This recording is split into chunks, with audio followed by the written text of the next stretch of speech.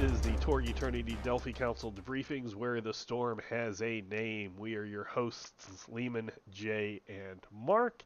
And for this episode, we're going to do a little bit different questions than normal. So these are not emails that we got, but they were questions that came up for Torganized Play. They were on the Torganized Play Discord, and they were asked, and we thought that these would be good to answer in an episode to kind of show different ways. They were asked specifically for Torganized Play, and Mark, being the head honcho at Torganized Play, can give those answers. But we also thought it might be interesting to go what the official, if there is an official answer for them, as well as what our personal takes would be on these as well. So there are 6 questions, and we will get through them. But we also do encourage you to email us at torgdcd@gmail.com, and we will answer your questions as well as comment on any of the comments and etc. So let's just go ahead and dive in. The first question is, does taking the Ritualist, which is a Aurora perk, count as getting access to a spell list? Or would the rituals just be added to all lists currently accessible? So, Mark, since this was asked for specifically for how to organize play, so we'll do it this way. Mark will answer first because these were directed specifically at Torganized Play, and then Jay and I will come in afterwards. So, what is Torganized Play's stance on this? So the Ritualist is under the Spellcraft section of the Rorsch book on page 19. Specifically, it says the caster gains access to the dark rituals starting on page 24. Caster may proceed without one of the listed material components at the cost of suffering a wound. This wound may not be soaked and may only be healed after the act ends. It's in line with the idea of occult magic, and blood has power, and it gives you a specific ability to access the list of dark rituals on page 24. So by definition, that's because it's under spellcraft, it is giving you an access to a spellcraft list titled dark rituals. And note that it does not give you a dark ritual. It gives you the access to the list. Jay, before we came online, Jay was looking at some of the stuff that happened previous, and one of the things that was a point of clarification was that it gives you access. It doesn't actually give you one of the rituals, and so you would have to need then another perk that then tells you can get access to something, or you can gain spells from the list you have access to get one of those dark rituals. Also note that because this is a list, then if something says you may not have access to any other lists, this counts as having access to a list. So you can't stack up, I don't remember one of the examples we talked about earlier, maybe Jay or Leamon does, but as far as Torganized Play is concerned, yes, this is a spell list. The Ritualist perk gives you access to the Dark Rituals spell list. Okay, thank you. I'll switch over to Jay because Jay actually corrected my completely off the wall take that I had. I remember I had a lot of questions about this when the book came out, actually. So I have answers from Deanna about it, and then there was also answers from past Leamon about it as well. Younger Leamon. But in bearded Leamon. So there was... So yes, it is a spell list, technically speaking, although it is worth noting that you can gain access to dark rituals without taking this perk. Pretty much, well, actually, all of the dark rituals are available in the 2 normal or spell lists. However, it's only about half and half, depending on whether you're an occultist or a twilight mage. If you So you might only have access to half of them. It was also pointed out that the Ritualist perk does not require you to be from Ororsh, where the Twilight Magic and Occultist lists do require you to be from Ororsh. So someone else could take this, and I presume that it would work similarly to the Cursed perks, where you still have access to this even if you're not an Ororsh character, kind of like recalibrated cyberware, things like that. And it gives you that extra bonus too. But as Mark mentioned, it does not actually give you any of them. You would still need to take the spellcraft, the spellcaster perk, or something else that gives you more spells in order to choose some of those. So it was answered 4 years ago, 3.5 years ago. Yeah. So yes, I will agree with my past self and Jay. I have been sick over the last week. I'm recovering, so today's Leamon was not so sharp, and Jay's Google foo or Discord foo was very good and was able to bring up the official stuff that both Deanna had talked about and then I had clarified later. So yes, it is something that you can choose in addition to Twilight Magic or Occultist to fill in the gap, as well as give you that extra little thing that you can do by taking Wound. Or you can just take it to have access. It does not give you any of the dark rituals, though. You're going to have to use another means.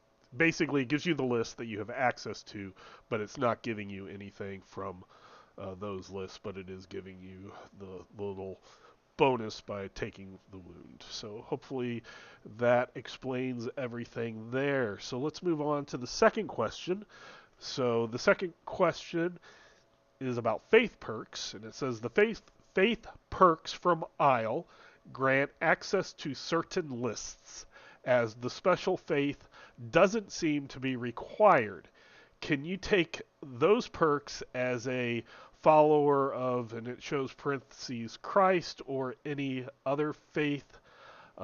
Question mark. So basically, it's asking, there's various perks, faith perks in Isle that it don't necessarily say directly that they need to be Isle as those requisites, and it's asking if something similar you would be able to take those or not. So Mark, what is the Torganized play ruling?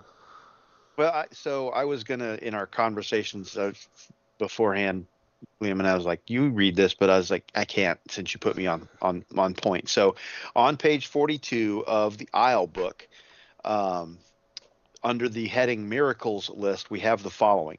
The miracles lists presented here are specifically for the 5 listed deities: Dunad, Korbaal, Rock, Elmir, and Shali. Other deities of the same vein may have different miracles lists at the GM's discretion. So, and then it goes on with all of the lists, and it says exemplars of light, Dunad; exemplars of darkness, Korbaal; yonders, Rock; Mysterians, Elmir; and Theomagicians, Shali. Okay, so you have those specific lists tied to those specific deities. And if you want to extrapolate out what faith is something that you have in a deity of some kind, and Isle has a pantheistic view of its deities, which is fine. So my initial response is no. You're a follower, in this case, as the way that the question is phrased, you're a follower of Christ. You're not a follower of Dunad. You're not a follower of Korbaal, etc. The caveat, as Jay rightly pointed out, is that I don't want to steal your thunder, Jay. So I'm going to add the statement that it depends to a degree. That if something like, let's say, you were a core Earth follower of Christ and you transform, well, now we're into a one-off corner case that we would have to have that conversation. And if that comes up in gameplay, we can absolutely have that conversation. But as it stands now, my answer is no. So, Jay, what were your thoughts on this question? My thoughts were it depends. So it depends on the situation that brought you here, and it depends on what the player is attempting, because a lot of these questions can be asked kind of like in isolation, but how they're all being stitched together is often very important. So if you just look at it rules as written, it just says you need to have one or more ads in faith and no other perk that grants access to miracles, with the exception of miracles itself. So in theory, almost anyone could take Exemplar of Darkness or Exemplar of Light. It also mentions, like, technically I could take Exemplar of Light and have Darkness perks, right? But I don't think people would probably allow that. The one important thing, though, that I found in the core book is it talks about the miracle lists are just examples, and the GM and the player can come together and discuss, maybe doing something a little bit different. And that's actually something going on in my campaign right now, because I have a character who is a exemplar of darkness, but doesn't want to actually worship Kor Baal. So we're kind of going through and like finding some other god of darkness for her to worship, but we haven't actually really even started with that. But it's kind of a similar situation. Now, when you make it something from a different reality, though, things get sticky, and the whole faith, skill, and miracle lists have been sticky since the very beginning, and we can thank the cyber papacy for doing this, because at the very beginning it was said if you transform you can still keep your faith, so that normal Catholics that transformed to cyber papacy didn't automatically become cyber Catholics. And this has had like a ripple effect throughout the entire game. And I've had players try to cheese some stuff with neo-paganism elves, who, happened to transform to the cyber papacy to get the neo-paganism. And then, or actually, no, that was a different one, but get white witchcraft, I think it was. Get the combo is what they were doing. So it kind of depends on how it's all going down.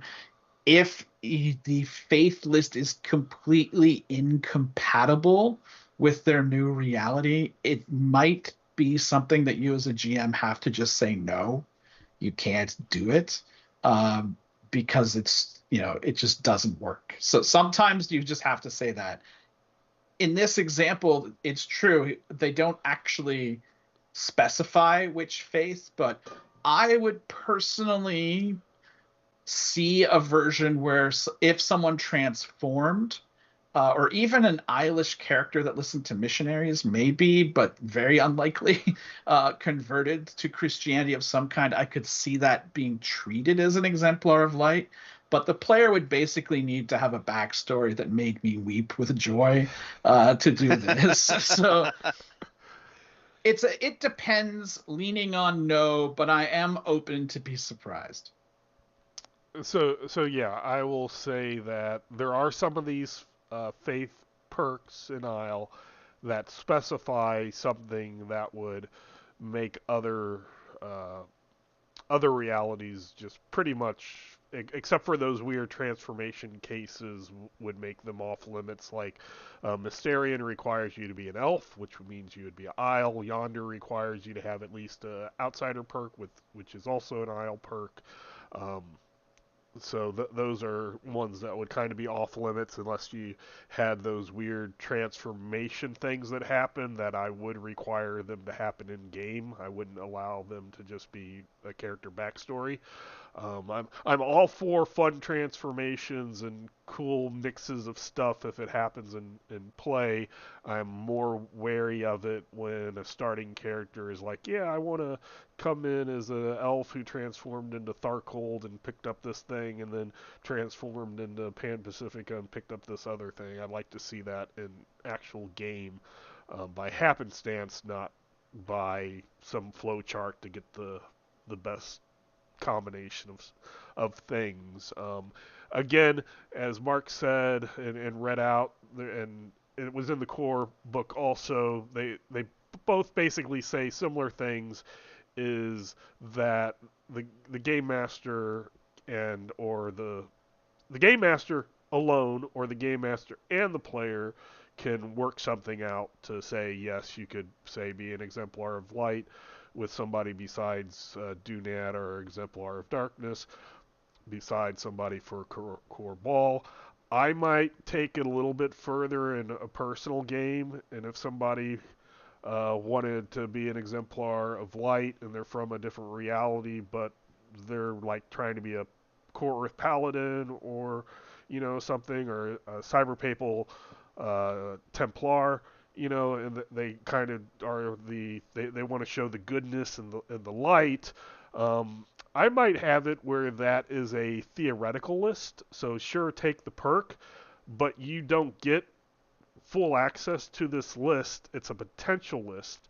And kind of going back to classic Torg, where the miracle workers who invoked miracles, they could see miracles being cast by somebody from a different faith, and then they could think to themselves, oh, that guy did it with that deity. My deity is just as good as better, so I should be able to do that. So I might say you're going to have to wait until you see somebody else invoke that miracle, and now you can have access, because before you didn't think about it. It's not like in your holy book or your scriptures or your prophecies or whatever your faith is based off of. You just don't understand that that is a possibility until you see it, and then all of a sudden, boom, okay, and now you can have access to it. Depending on what it is, and some of the more the more not just everything like healing and stuff like that. So that's kind of how I would look at it. Is look at the individual perks, because some of them are pretty much not going to allow it to happen to begin with, and second, this is going to be something that the game master is involved in. And third, if the game master wants to swap out things, if they're just like, no, this or these miracles from this list just will not work, we're gonna replace those with these other ones, something like that. That's just gonna have to be a back and forth because the game master understands what the campaign is, what the other characters are, and what what may or may not break the story and adventure going on. So it kind of does bleed into the next question, number 3, which is sure. Before you jump into that, can Sure. I add something real quick? Sure. So we're breaking this up into essentially 3 different categories, and for folks that don't recognize or understand what those 3 I'm doing Torganized play, which is the organized group, and so by necessity, my goal is to normalize the rule set across everybody so that everybody can play with they can pick their character up and play with any GM, right. and pretty much expect the same product at every table regardless of where they sit, right? Jay's representing the home game idea and we all represent the idea that it's your own Cosmverse and you get to do it the way you want to, but Jay's really representing that idea in that when Liam and Jay are saying talk to the game master, they've got latitude in a home game. You can do whatever you want. In Torganized play, we have this rule set that overarches everything else to keep that normalcy from table to table. And so there are certain things that are going to get done different in Torganized play than any other home game, because that's just how we have to do it with like access lists and restricted lists and things of that nature. So, but that makes it its own, Torganized play's own Cosmverse by itself. Mm-hmm. And then Leamon's got the official statement. So if you want to know, this is the official rules statement, then here it is. And then you get to home game wise do it however you want to do it. And you can take it, I like the way Torganized play is doing it, or I like the way Jay suggested in his home game, or Leamon's thing, or something completely different. Mm-hmm. But that's why we're breaking it into 3 here, because each perspective is a little bit different based on the gameplay that's happening. Right. And having played both in Organized play and in organized play in other game systems, it is important to have it where all the game masters participating in it.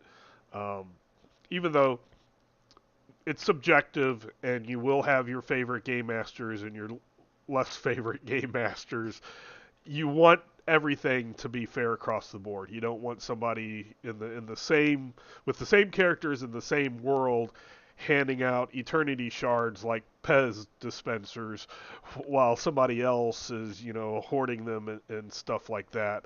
So you need some type of over a rule set that is a little more defined than both the core book or just your house rules. So, yes. Um, so, moving on to 3, which is to me, it was just a extension of 2, which is, do the exemplar perks count as perks from a different religion? And they specifically said for him, Netgear, which is a Nile Empire. Um, so so this would be exemplar of light, exemplar of darkness. Would those count as perks from a different religion? And I think you already said it, but just to clarify or just to reinforce, Mark, what would be the Torganized play Um, answer?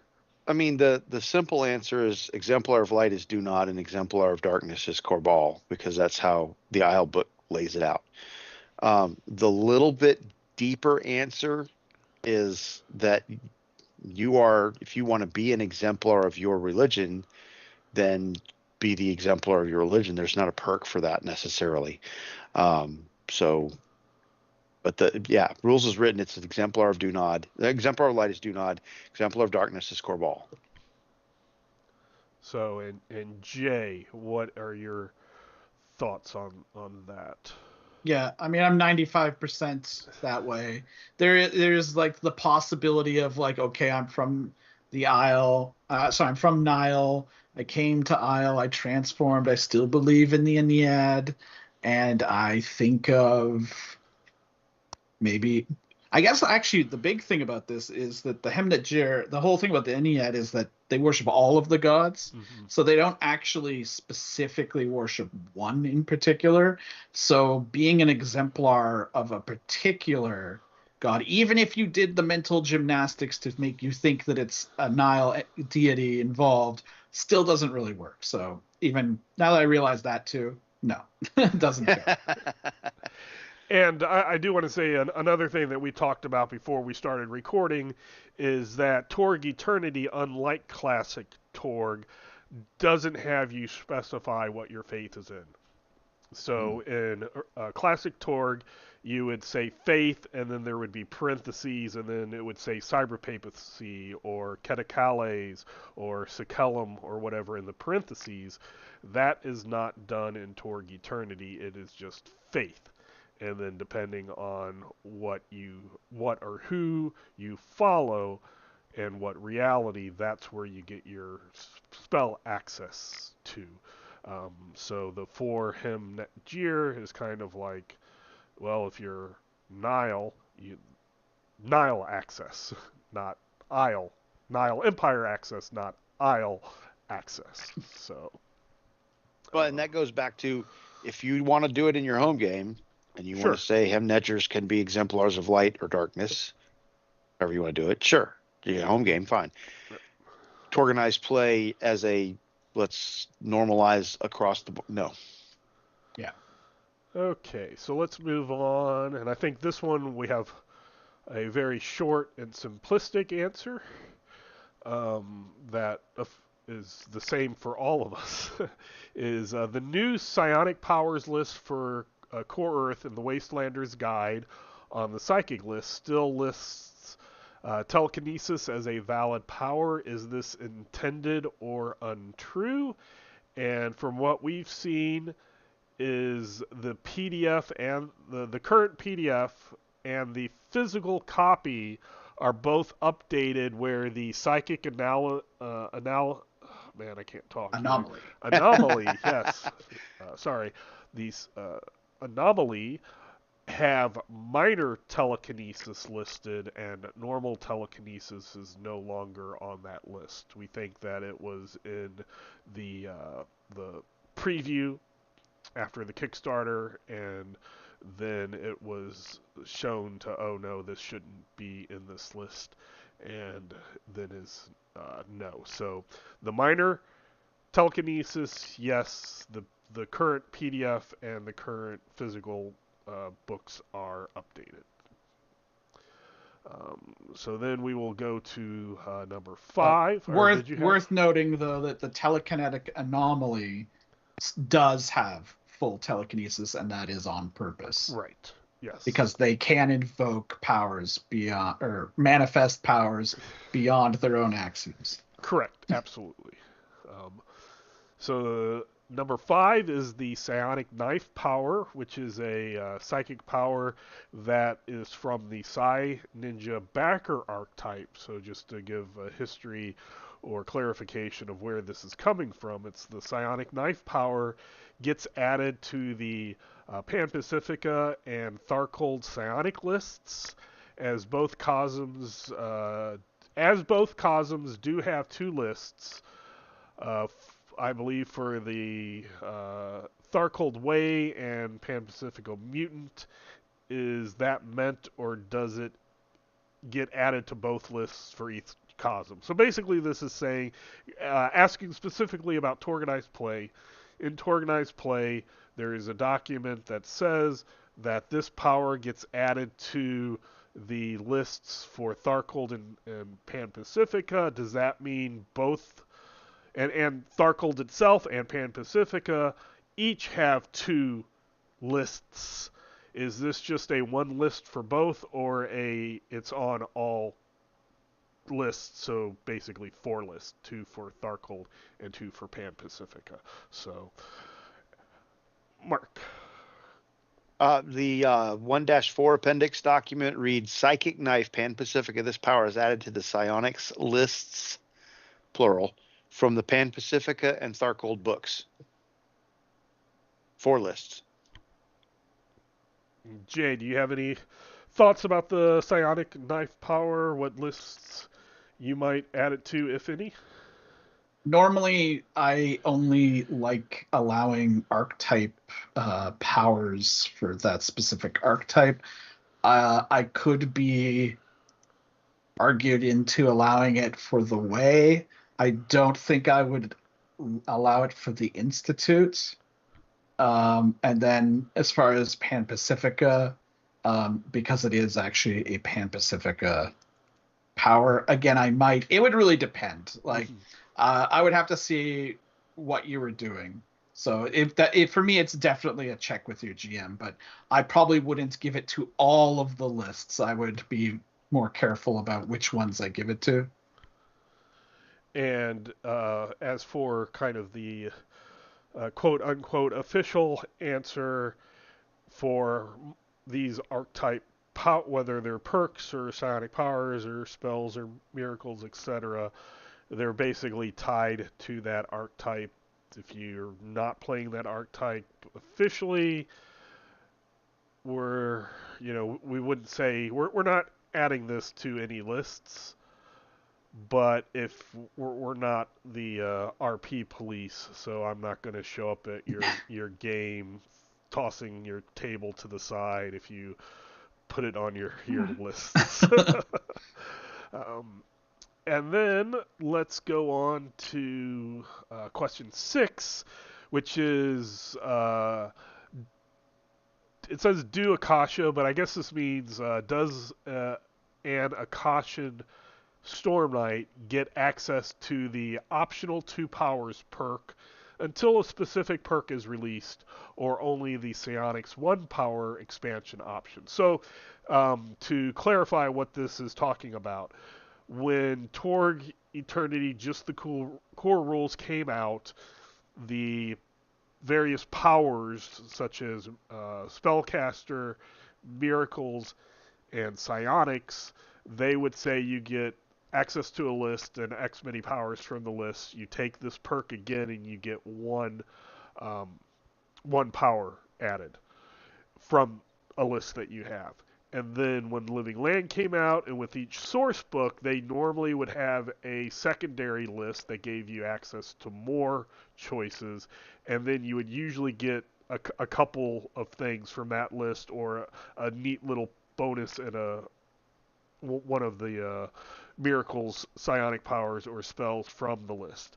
So on the Torg FAQ, it said if your source book hasn't come out yet, the second time you get, say, psionics or spellcasters or miracles, you get to choose 2.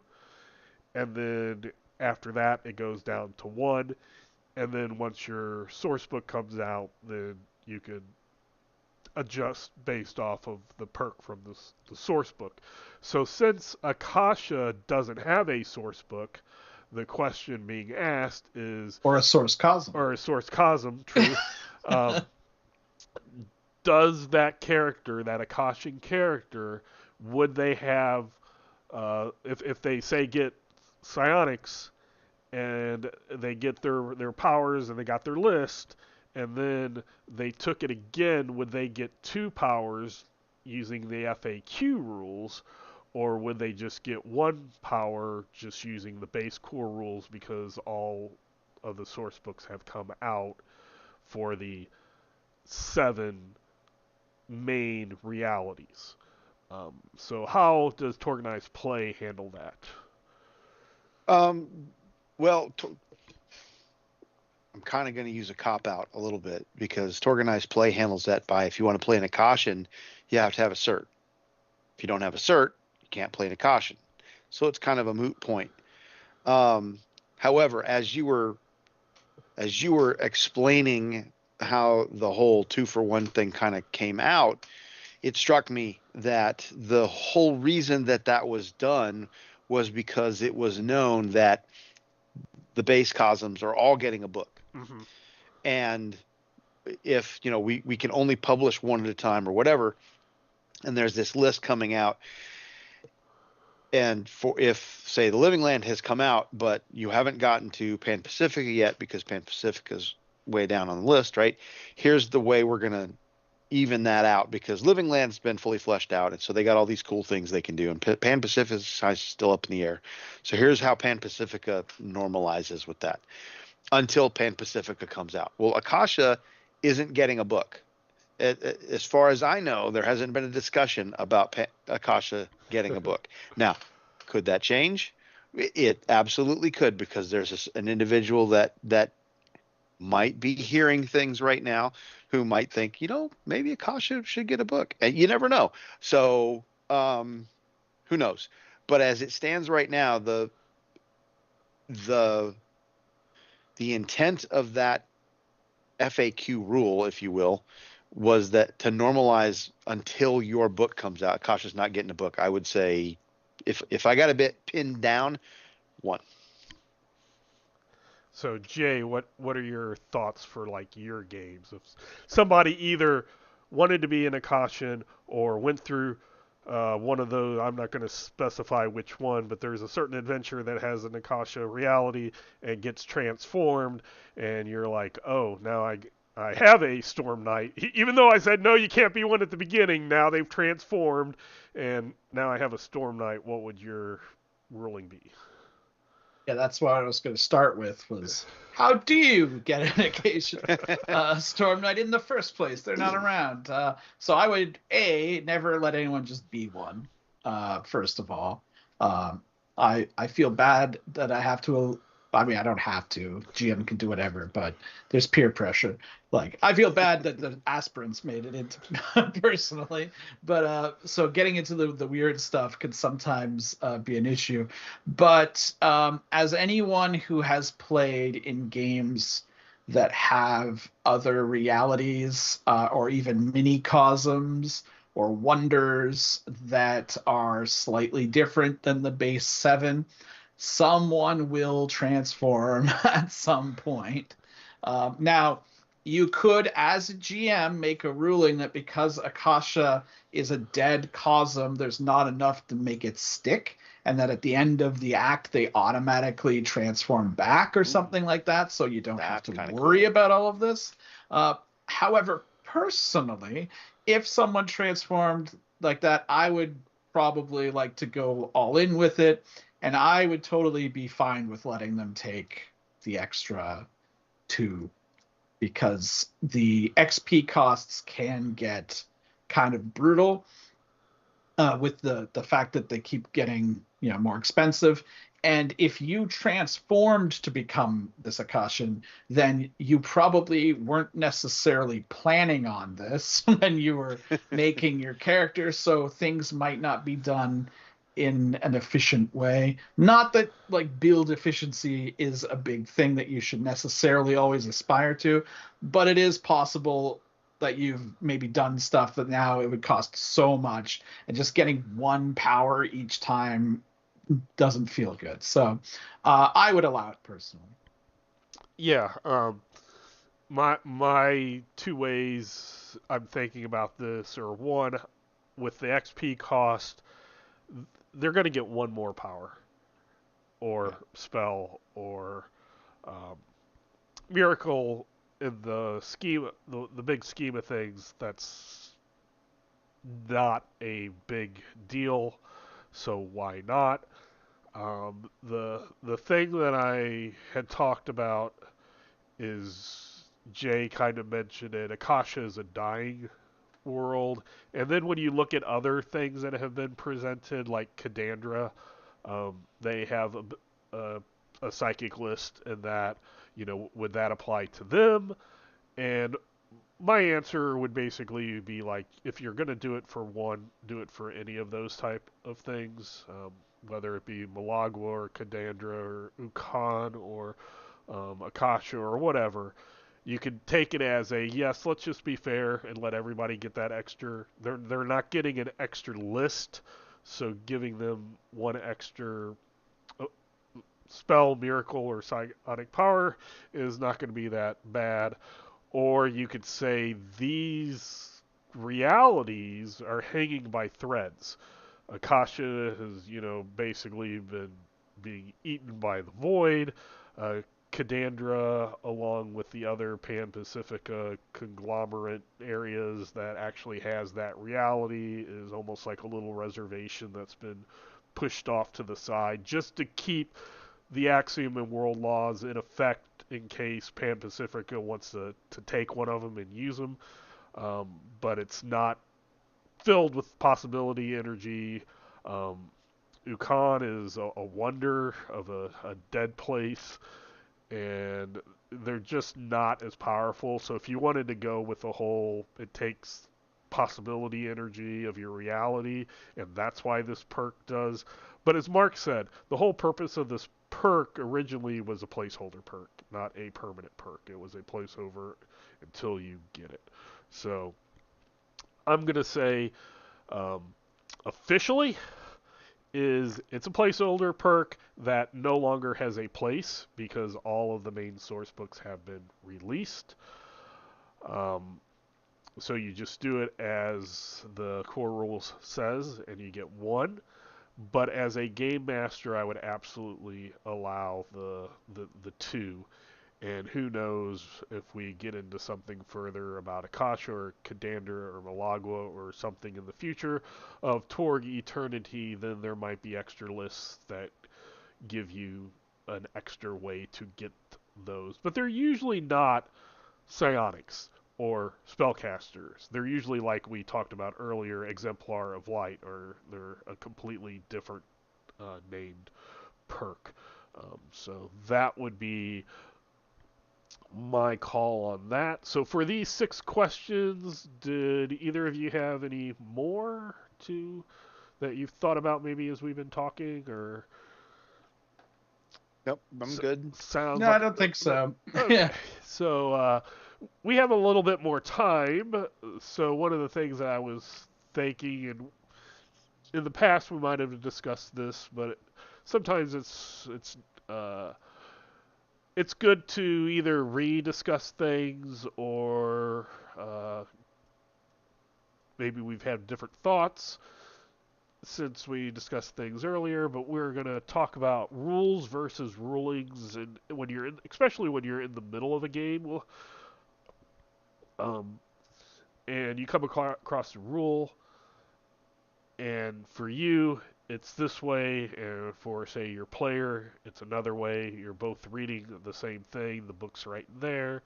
What are kind of your thoughts? So we'll hit Jay first. We've been hitting Mark the rest of the time. So we'll go back to the normal hit Jay first. Jay's like, I've been doing this first for 70 episodes. I actually had this come up last night, but I can't remember what it was now. Where when I was talking about it, and halfway through talking about it with the players, I switched sides on what my decision was. But I'm kind of in a weird situation because normally, for most games, I'm, you have like if you feel strongly about this, you have a minute to talk about it. We can discuss it, and then I'm going to make a decision, and that's it. And we might revisit this later after the game. But for this game, and I stand by the right to change my mind later after the game. But for the rest of the session, it will apply equally towards players and enemies, and I'll keep it going. However, a lot of my Torg games was technically playtesting games. So I tried to go by go by the rules as much as humanly possible. And that really, it does slow things down a lot, but it was done for a reason. So outside of doing playtesting, I would say go for rulings, because you don't want to get bogged down. You lose people's attention, especially nowadays. If you're playing remotely, they're probably doing something on the other screen while you're looking something up, and you might lose their attention completely. They might have even wandered off to get a beer or something. Who knows? So as long as your ruling is consistent is the big thing. Don't make a ruling about, of course, anything with Cloak of Darkness can see in the dark. And then if the Orish character takes the Cloak of Darkness corruption perk, well, I guess you better let them see in the dark now, right? So just make sure that it applies both ways. But again, don't be afraid to, after the game, you can discuss it with people. Just try to make a ruling and move on with your life. Otherwise it just takes too long. Mark, your thoughts on rulings in the middle of the game? So we try to know what's contained in the pages of the books, but if you're on YouTube or watching this as a video, you can see all of the books that have been published over Leamon's shoulders behind him. And I have a large drawer of them sitting to my right here, and Jay's got his wherever he's got his, because every time we start talking about this, we're like, here, let me grab this one, and I got to pull this up over here. And you see us every now and then at the bottom of the screen, we're opening something up and whatever, so that we've got it in front of us, because nobody is going to be, I won't say nobody, because there's always, those gifted individuals that can just flip through it and know everything. No, a GM cannot know everything in the books. We try to know what we can and what we're familiar with and what we use the most. So every now and then something's going to come up where you go, oh, there's a rule on, I can't remember where the page is, whatever. Oh, I remember that. Okay, so to keep the action moving, one of the jobs of the GM is to make decisions called adjudication between, when a question about how does this work or how does that work come up. And as Jay pointed out, okay, this is how it works here. And that's part of the GM's job. The players need to trust the GM, though, that the GM's job is not to come out and kill the players. That's not our job. We quite frequently are rolling dice and cackling mercilessly when things happen that are perceived as bad to the players. And we do portray the bad guys frequently, because that's the adversaries that the players go up against. But that's not the job of the GM. The GM is to be the cast of characters and to play them accurately, and then to play them authentically to what those characters would be, opposing the heroes. And when that comes up, they, naturally they're going to try and kill the players, because that's what bad guys do sometimes. The GM's not doing that. The GM is adjudicating that. And so when the question comes up about what do I do in this situation, or how does the players ask the question, you got to figure it out. As Jay pointed out, you do the best you can with the information you have at hand. You make the decision that keeps play moving, but most importantly, doesn't pull people out away from the game or away, especially with Torg Eternity. Torg Eternity is much more theater of the mind, whereas with D&D or some of the other tabletop games where you got a bunch of miniatures out there with a 5-foot grid on the table and sometimes three-dimensional terrain and all that stuff laid out there, that's fantastic. You can take a break and walk away and come back and nothing's changed. With Torg Eternity, it's a lot more like watching a movie, and you've immersed yourself into that, and now you're along for the ride in the movie. It's theater of the mind, so the GM paints the picture and lays out, the dripping in the cave and the dank air and the mustiness, and then all of a sudden you hear this low rumble and breathing coming from the dark, and then that puts you into a scene that each person sees on their own, and then somebody says, "Well, I want to cast this," or "I see in the dark. What do I see?" And you've got to make this ruling on the fly. Oh, you can't see anything. And the players are like, well, I have this ability that lets me see in the dark. Yeah, but the player doesn't know everything. There might be some magical effect that's up that's nullifying that special ability that they have. But you can't just tell them, oh, well, there's a magic effect you don't know about that's keeping you from seeing. Well, all of a sudden, where's the magic effect coming from? Well, you didn't know that. The character doesn't know that. All the character would know is, normally I can see in the dark, suddenly I can't. So the player, there has to be a level of trust between the players and the GMs that I, as the GM, I'm not out just to kill you. I'm laying this thing out that the joy of discovery, you're going to go through it. Sometimes that joy is painful for your character because you stumble into bad things and now you're standing in fire. Other times it's the joy of look, we found loot and treasure and cool. And it's a lot of fun when you figure things out on your own that you can't do if I, as the GM, just say, yeah, there's a magical thing dampening that power you have. That's why you can't see in the dark. Because now the player is making decisions the character wouldn't make. And then when you have to go pull the book out and you lay the book out and say, well, I know it's here on something. I thought it was page 30, but it's not. And then you start flipping pages. Everybody else is like, oh, okay. Hang on, well, we're just going to wait for him to find it in the book and read it and then figure out what we do. And in my younger day, I have actually had players at the table bring paperback books because myself and another player would devolve into discussions about rules. And they would sit there and read their book while we figured it out. And then once we came to it, and it would take enough time to where you could read a book. They're pulling out Robert Jordan. Oh yeah, no, they absolutely. And we would get to the point where we're like, look, no, this is not constructive. And so we had look, you have to trust me that I'm not going to get it right all the time, but I'm going to proceed as if my decision has been done and correct. And we're all going to play that way until we get done with whatever we're doing. And then maybe later on, when we're not holding the whole table up, we can have a discussion about that ruling and come to an agreement on how we'll do it going forward.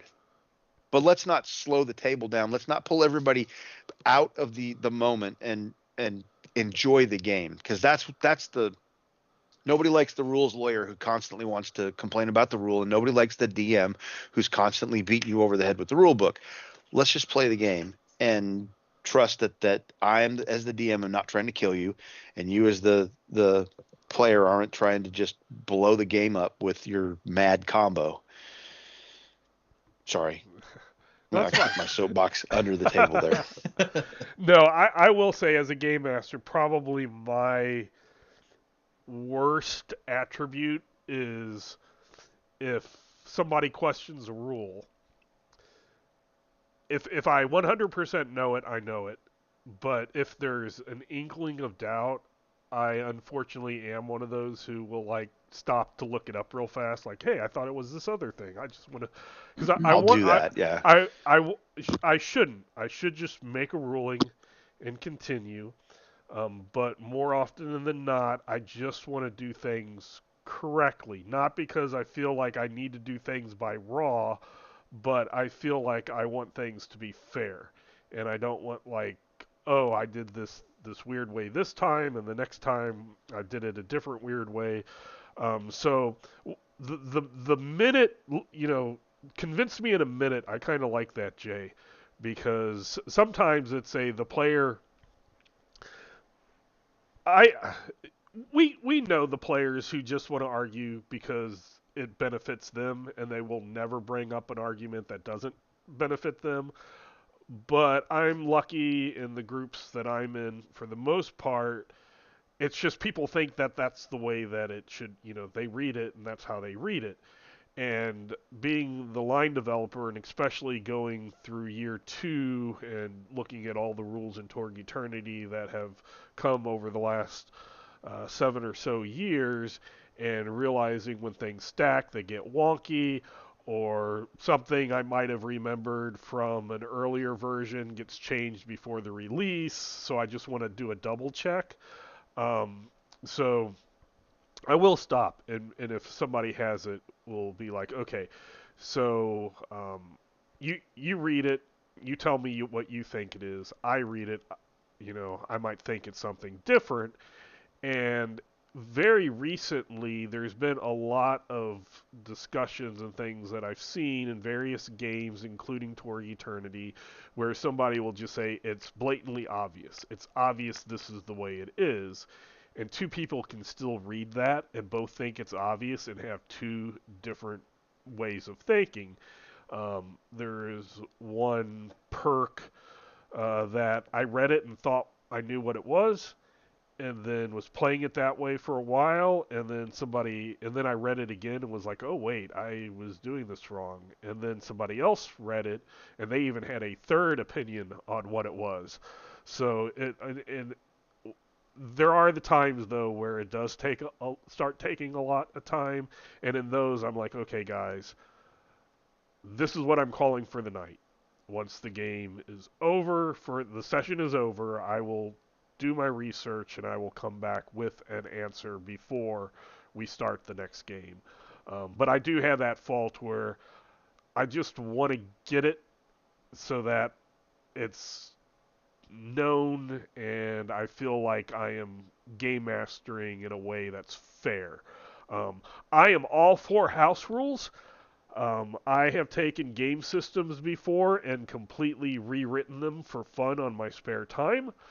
Um, and then have given those, and it wasn't even like, here's a list of rule adjustments. It's like, here's a new manuscript that I can't publish because of IP reasons, but I shared around my, here we're not using this, official book anymore. We're using my rule set. I have no problems with house rules. I have no problems with, homebrew, but I want that information to the players. I want them to have that information. I completely am against I'm going to have all these house rules, and I'm only going to state them when they wait come till up. you find them. Yeah, wait, yeah, Wait till you find them. It's like Easter eggs, but not the fun type for the old grognard seeing the Easter eggs. It's you came across this rule that you never knew before, but I've changed it because of blah blah blah. No, I want the players to have that, and if the players in my thinking of a rule is not coming together, I want it to. So let discuss it for a minute. We'll come up with a thing, and then we'll look at it afterwards deeper. Sounds good, because I have been in cases where kind of looked at the time and is like, okay, like Mark says, I know it was in this book somewhere, and then you get to the page that you think it should be under, but then that references another page, or like it should be under darkness, like you're using the dark, but it's not, or it's not in the darkness spell, but it's somehow in the race's night vision saying magic darkness doesn't, they can't see through it, something weird like that. So it's not in the place that you think it should logically be in. Where I've just gone, okay, everybody take a 10-minute break to get snacks, use the restroom, or get a soda or beer or whatever, and I need to cull myself down, cut off those and kind of shrink those, because I can get really big.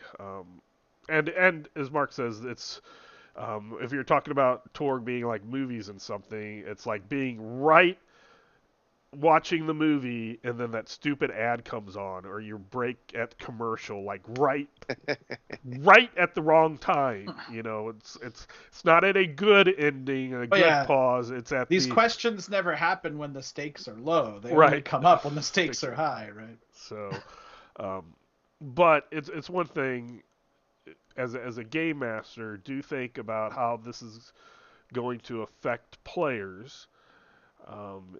Especially if it's something little like, oh, can I jump 2 feet or 2.5 feet? And either one is a difficulty of the same thing. That's not going to matter. Who cares?